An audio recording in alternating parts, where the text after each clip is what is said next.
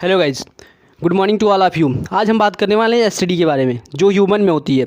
एक एसटीडी होती है जिससे हम फ़ोन कॉल करते हैं, एक एसटीडी होती है जो हमारे अंदर होती है, उसकी कॉलिंग हम खुद करते हैं। एसटीडी में हम खुद कॉलिंग करते हैं, एक रुपये का सिक्का डाला, बात किया, फ़ोन रख दिए। लेकिन इसकी कॉलिंग जो होती है वो हम लोग को ही करते हैं। ये क्या होता है, सेक्सुअल ट्रांसमिटेड डिजीज़ होता है। तो ये जो डिजीज़ होता है वो क्या होता है, तो देखो इसको कहते हैं जनन संचारी रोग। क्या कहते हैं? जनन संचारी रोग। यानी अगर इस रोग से कोई एक व्यक्ति इन्फेक्ट हो गया तो अगर उसके साथ हम रिलेशनशिप रखें तो हम भी क्या हो जाएंगे, इन्फेक्ट हो जाएंगे। क्या हो जाएंगे? इन्फेक्ट हो जाएंगे। इसमें जो सबसे पॉपुलर रोग होता है वो क्या होता है? एड्स होता है। क्या होता है? एक एड्स होता है, जिसको हम लोग कहते हैं एक्वायर्ड इम्यूनो डेफिशिएंसी सिंड्रोम। तो ये क्या होता है? एड्स। अब इसके बारे में सबसे पहले पता कौन लगाया था? तो इसके बारे में एक साइंटिस्ट थे जिसका नाम था लुक मोंटेग्नियर साहब। यहाँ पे लुक मोंटेग्नियर साहब ने क्या किया, सबसे पहले जो पता लगाया वो किस में लगाया? बंदरों में। किस में? बंदरों में, मंकीज़ में। तो क्या हुआ, ये उन्होंने बताया कि ये एक ऐसा रोग है जो हमारे रक्षा प्रणाली यानी शरीर में जो हमारी रक्षा प्रणाली है, इम्यूनिटी सिस्टम है, उसको क्या कर रही है? डिफिशियंसी कर रही है, यानी उसको घटा रही है। और ये रोग होता कैसे है? तो ये रोग होता है HIV वायरस से। क्या होता है? HIV वायरस से। तो देखो ये रोग करता क्या है हमारे शरीर में? तो हमारे शरीर की रक्षा प्रणाली, immunity system, WBC, white blood corpuscles, क्या कहते हैं? White blood corpuscles. ये क्या करता है? हमारे शरीर में रोगों से लड़ता है। क्या करता है? रोगों से लड़ता है।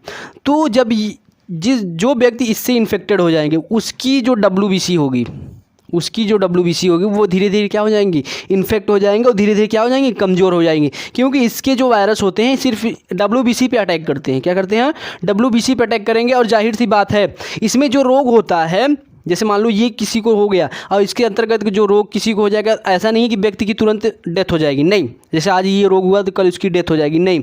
ये रोग जब होता है तो व्यक्ति छोटा रोग क्या होता है, सही छोटे से छोटे रोग पे सही नहीं हो पाता है। जैसे मान लो इस रोग के जो लक्षण होते हैं वो होता है खांसी, बुखार, सिर दर्द। क्या होता है? सिर दर्द। तो देखो ये सब छोटे रोग हैं। नॉर्मल इंसान को अगर ये रोग हो जाए मिनिमम 3 से 4 दिन, अगर मान लो बुखार हो गया, टाइफाइड भी हो गया, तब पर भी कितने? 3 से लेकर 7 दिन में वो ठीक हो जाएगा। लेकिन सिर दर्द भी हो जाएगा नॉर्मल इंसान को, तब ठीक हो जाएगा। लेकिन अगर हम बात करें कि जो व्यक्ति इससे इन्फेक्टेड है उसको क्या होगी? उसका जो रक्षा इम्यूनिटी सिस्टम है वो क्या हो जाएगा? डैमेज हो जाएगा। अब जब डैमेज हो गया, जो 3 से 4 दिन नॉर्मल इंसान को ठीक होने में लगता था, वो जब रक्षा प्रणाली हमारे शरीर की ख़त्म हो जाएगी तो वो क्या होगा?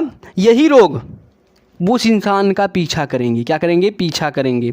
और ये रोग क्या करेंगे? पीछा करेंगे। यानी जल्दी से ये रोग ठीक नहीं होंगे। ये रोग क्या होंगे? ठीक नहीं होंगे। कब तक ठीक नहीं होंगे? जब तक उसकी डेथ नहीं हो जाती। तो सोच लो ये छोटे रोग हैं, लेकिन अगर इसके अंतर्गत हो गए, जो आपकी इम्यूनिटी सिस्टम को क्या कर रहा है? डिस्ट्रॉय कर रहा है, अगर इसके अंतर्गत हो गए तो ये आपकी लाइफ ले सकता है। ये आपकी लाइफ ले सकता है। और इसका जो टेस्ट होता है, परीक्षण जिसको कहते हैं, वो होता है एलिसा होता है। तो इसका परीक्षण होता है एलिसा। इसके लक्षण क्या होते हैं? नॉर्मल खांसी, बुखार, सिर दर्द।